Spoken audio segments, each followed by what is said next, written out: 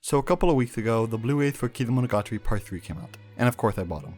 Because the Monogatari series is one of my favorite anime franchises, and I've been waiting for so long to watch all 3 movies together. Now there are many reasons not to like the Monogatari series: the wonky animation, the dialogue heavy scenes, or the incredibly borderline hentai moments. And honestly, these are all fair criticisms of the Monogatari series as a whole. But for me, in all honesty, Kizumonogatari was some of the best anime I've seen in a long time. Now I marathoned all 3 movies together to get the full story, and I honestly recommend you do the same, because I feel like that is the best way to watch these movies to understand the full story. But since these are 3 individual movies, let's talk about them that way. First, Kizumonogatari Part 1 Tekketsu-hen. It was a good movie.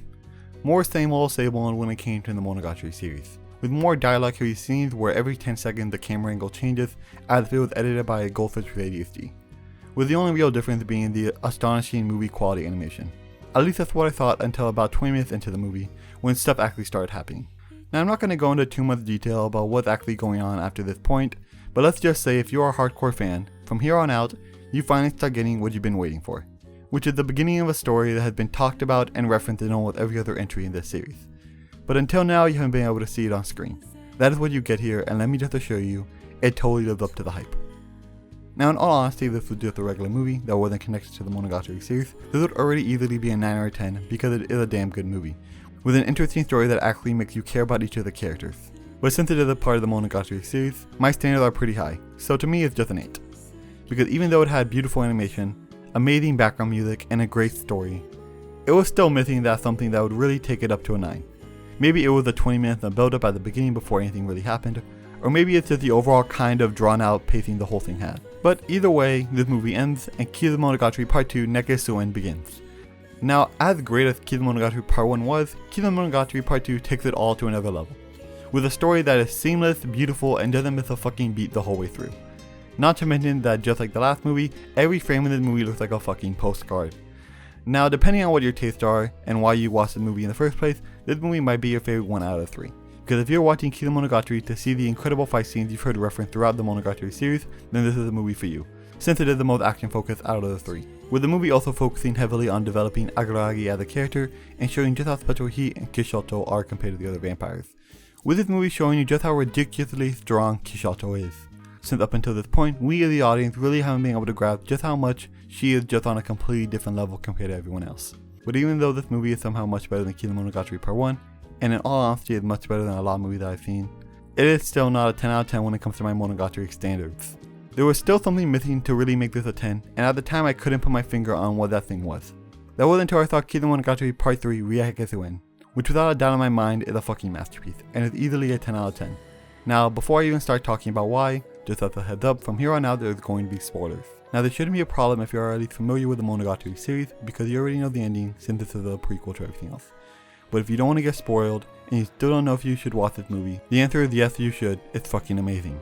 Now anyways, the reason this movie is so great is because it does so many things right. From showing you Araragi's realization that he's been fighting for the wrong side this whole time, and that he is the real monster in this story. And with him falling into a pit of despair alongside us as the viewer, with us seeing his slow realization that he has truly screwed up.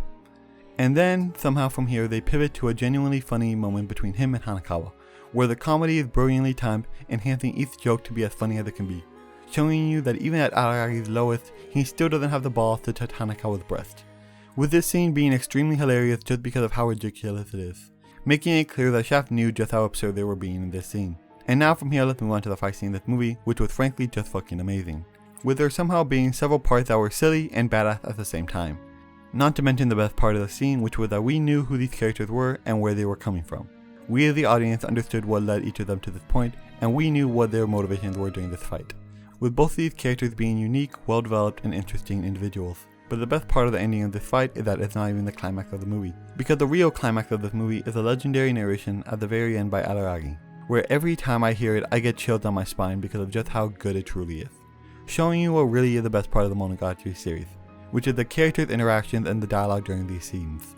Then after watching part 3 I realized why it was so much better than the other 2, because it actually felt like a complete story, with Araragi coming out of his pit of despair to fight his demons and resolve what he has done, with this movie having a real climax in it, unlike part 1 which is basically just set up for the other 2 movies. And in part 2 the story didn't really have a satisfying ending, not to mention we had 2 character arcs very openly unresolved by the end of that movie. This is why part 3 was the best one, and is honestly a masterpiece in its own right.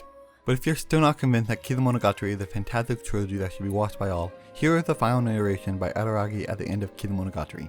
Please enjoy. 互いに傷つけ合った僕たちは、その傷を舐め合う。傷物になった僕たちは、互いに互いを求め合う。